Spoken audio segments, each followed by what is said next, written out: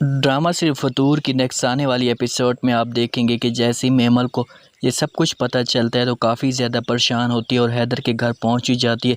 हैदर उसे देखकर काफ़ी परेशान होता है और मेमल को बोलता है कि मेमल तुम यहाँ कैसे आ गए। मेमल ये बात सुनकर हैदर को कहती है कि हैदर मैं तुम्हें सब कुछ सच सच बताने के लिए आई हूँ, इसमें दिलनशी का कोई भी कसूर नहीं है, सारा कसूर मेरा ही है। हैदर ये बात सुनकर मेमल की तरफ देखते रहे उससे कहता है कि कसूर अब किस बात का होना है ये मैं कुछ भी नहीं जानता, क्योंकि अब जो मेरे साथ होना था वो तो हो ही चुका है।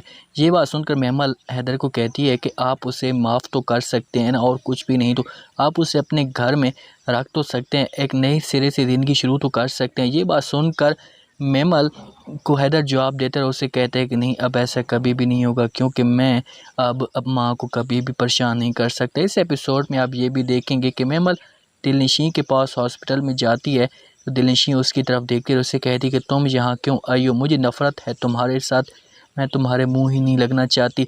मेमल उसे कहती कि दिलनशी चाहे जितनी भी नफ़रत कर लो लेकिन मैं अब तुम्हारा साथ देना चाहती हूँ और मैं तुम्हें हैदर के पास लेकर जाना चाहती हूँ।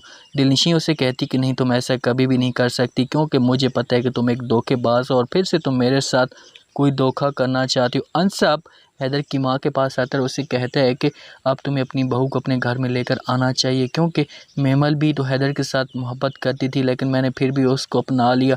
अब दिलनशी हैदर के साथ मोहब्बत करती है तो अब एक दूसरे के बगैर नहीं भी रह सकते, तो और अपनी बहू को ले गलती इंसानों से होती रहे। तो ये बात सुनकर हैदर की माँ शर्मिंदा होती है और उससे अंसब को कहती है कि अंसब बेटा, अगर मुझे दिलनशी ये सब कुछ बता देती तो मैं ऐसा कभी भी नहीं होने देती, क्योंकि मैं दिलनशी को बेइंतहा मोहब्बत करती हूँ और उसको इस घर का सब कुछ समझती थी, लेकिन मुझे नहीं पता था कि वो मेरे साथ भी इतना बड़ा धोखा कर रही है।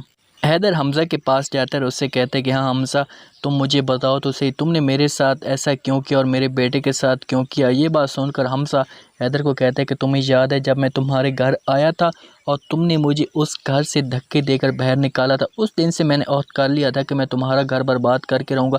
ये बात सुनकर हैदर उससे कहता है कि तुम मेरा घर तो बर्बाद कर सकते थे लेकिन तुमने मेरे बेटे का घर क्यों बर्बाद किया, क्यों छीना मुझसे मेरा बेटा। ये बात सुनकर हमज़ा मुस्कुरा देता है और हैदर को कहता है कि बहुत ज़्यादा खुशी हो रही है मुझे ऐसे तड़पते हुए तुम्हें देखकर। तो जैसे ही वहाँ पर आपस में दोनों बातें कर रहे होते हैं तो हैदर की माँ भी आ जाती है और हमज़ा को कहती है कि चले जाओ यहाँ से, अब तुम्हारा यहाँ पे कोई भी नहीं रहता, जो तुम्हारी थी वो हॉस्पिटल में बैठी हुई, अगर तुम्हें लेना है तो वहाँ पर उसे जाकर ले लो। हैदर भी गुस्से में आ जाता है और हमज़ा को कहता है कि आज के बाद इस घर में तुम कभी भी मत आना, पहले तुम्हारी थी और मैं तुम्हें मना नहीं कर सकता था, लेकिन अब तुम्हारे इस घर में आया तो बहुत ही बुरा अंजाम होगा। ये सब आप आगे वाली एपिसोड में देखेंगे। दोस्तों आपको क्या लगता है कि मेमल ये सब कुछ ठीक कर पाएगी? कमेंट सेक्शन में अपनी राय लाजमी दें। शुक्रिया।